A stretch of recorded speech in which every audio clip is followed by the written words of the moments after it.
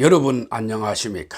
이충건 방송의 이충건입니다. 오늘은 한미 통화 스와프 거래는 적절했고 급변하는 외환시장을 효율적으로 관리해야 한다라는 내용을 가지고 말씀을 드리겠습니다. 코로나19로 전 세계의 주식시장이 급락하고 세계적인 경제위기 가능성이 있자 미국 연방준비제도 FED 즉 페드는 우리나라를 비롯한 9개 국가와 통화 스와프 거래를 선제적으로 체결했습니다. 한국은행은 19일 오후 미국 연방준비제도인 페드와 600억 달러 규모의 통화 스와프 계획을 체결했다고 발표했습니다. 모처럼 반가운 소식입니다.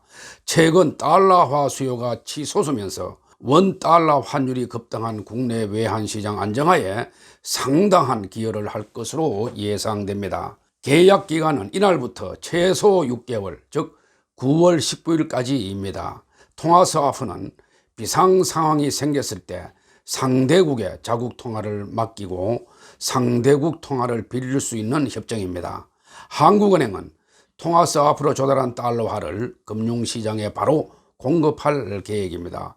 미국 연방준비제도는 이날 우리나라와 호주, 브라질, 멕시코, 싱가포르, 스웨덴 중앙은행과는 600억 달러, 덴마크와 노르웨이, 뉴질랜드 중앙은행과는 300억 달러 규모로 통화 스왑이 체결되었다고 발표했습니다. 기간은 최소 6개월입니다. 이에 앞서 15일 미국 연방준비제도, 유럽중앙은행 ECB, 캐나다은행, 영란은행, 일본은행, 스위스 중앙은행 등 6개 중앙은행은 기존 달러 스왑 협정을 통해 달러 유동성을 개선하기로 했습니다. 이를 위해 스왑 금리를 0.25%포인트 인하하기로 했습니다.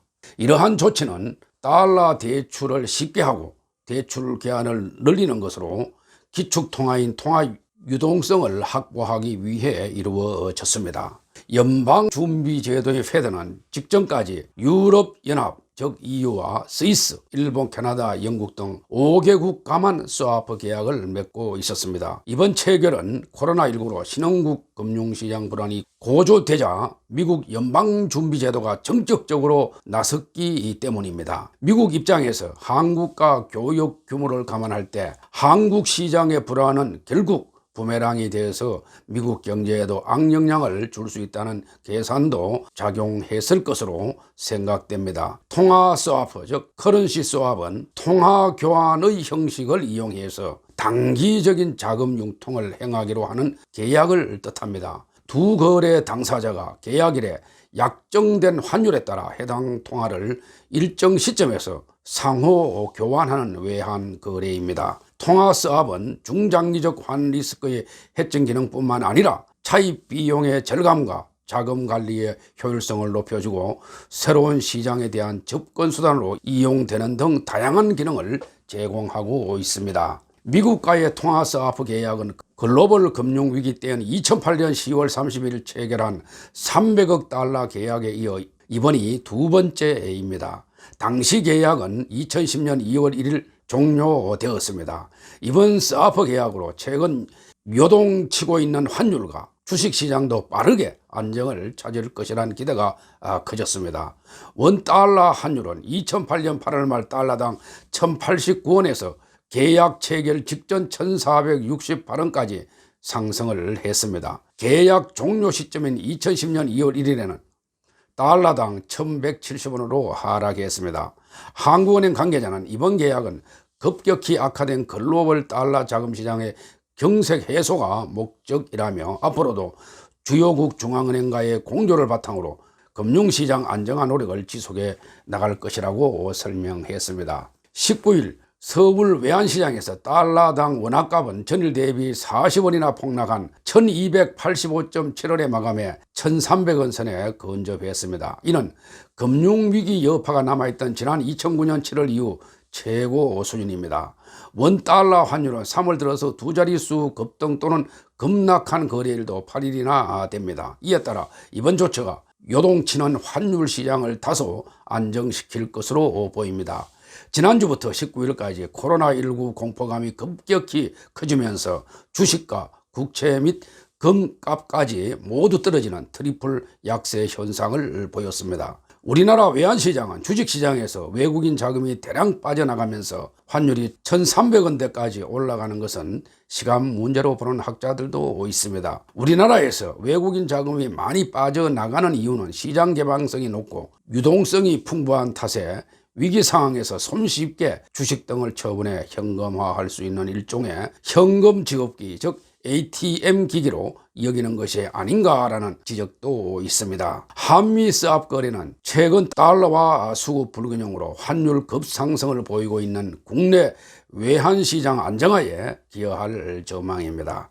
우리나라는 물론이고 해외에서도 안전자산과 위험자산을 가리지 않고 처분해 당장 사용 가능한 달러와 현금만 찾는 움직임이 일어나고 있습니다. 코스피는 19일 전일 대비 8.39% 하락해서 1457.64의 장을 마감했습니다.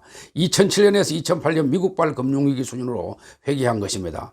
하루 낙폭으로도 2008년 10월 16일 9.44 하락한 이후 역대 두 번째로 높은 수준을 기록했습니다. 상장 시가총액도 유럽 재정위기가 있었던 2011년 이후 9년 만에 처음으로 천조원 선이 무너졌습니다. 한국은행이 이번 미국의 중앙은행인 연방준비제도와 600억 달러 규모의 통화스와프 계약을 체결함에 따라 우리나라와 양자 간 통화스와프를 체결한 국가는 8개국에 이르게 됐습니다. 한도가 제한이 없는 캐나다와 미국 600억 달러 상당, 스위스 106억 달러, 중국 560억 달러, 호주 81억 달러, 말레이시아 47억 달러, 인도네시아 100억 달러, UAE, 유럽에미레이트 연합이 54억 달러 등입니다. 이 밖에 아세안 10개국 플러스 한중일 3개국 간의 다자간 통화스와프인 치앙마이 이니셔티브 체제를 통해서도 384억 달러를 인출할 수가 있습니다. 전체 통화스와프 계약 규모는 사전 한도가 없는 캐나다를 제외하고도 1932억 원에 이를 전망입니다. 여기다 지난 2월 말 기준 우리나라의 외환 보유액이 4,091억 7천만 달러인 점을 고려해 보면은 약 6천억 달러가 넘는 그 자금을 확보한 셈이 되었습니다. 그런 면에서 당분간은 외환 위기를 겪을 가능성은 상당히 약해졌습니다. 정부는 18일 외환시장 안정대책으로 정부가 기업 금융기관들의 외화 조달에 애로가 발생하지 않도록 은행에 선물한 표지선 한도를 25% 확대한다고 발표했습니다. 즉 국내 은행에 선물한 표지선 한도는 40%에서 50%로 외국은행 지점은 200%에서 250%로 각각 확대됩니다. 적절한 조치입니다. 제2의 금융위기라는 우려가 나올 만큼 금융시장이 패닉에 빠지면서 달러 수요가 폭증하는 상황이기 때문에 기축통화국인 미국으로부터 달러를 공급받을 수 있다는 것은 국가적 신뢰도를 제거하는 데 도움이 됩니다. 미국과의 스와프 거래 체계는 급변하던 금융시장의 안정에도 기여할 전망입니다.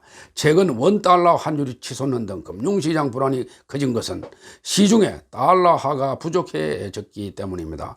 한국은행은 이번 통화스와프 계약으로 조달한 달러를 곧바로 시중에 풀어서 달러 감흥을 해소할 계획입니다. 달러 보유액이 바닥나는 순간 원하는 국제금융시장에서 휴지로 전락할 수가 있습니다. 한국이 대외 신인도를 의심받을 때마다 외환 보유액이 충분하다는 해명을 나서야 했던 것도 이런 이유에서입니다. 한미 통화스와프 거래는 외환시장의 불안을 해소하는 데도 크게 기여할 것으로 기대가 됩니다. 금융회사와 기업의 원활한 자금 조달을 지원하는 등 외화 안전판을 마련하는 계기가 되었습니다. 통화스와프를 체결했다는 것만으로도 금융과 외환시장에서 불안 심리를 누그러뜨리는 효과를 가져다 줍니다. 향후의 과제로는 외환시장 동향을 전시태세에 준한 상태로 항시 모니터링하고 수출입 거래가 많은 일본과의 별도 통화사업 거래를 체결하는 것도 필요하며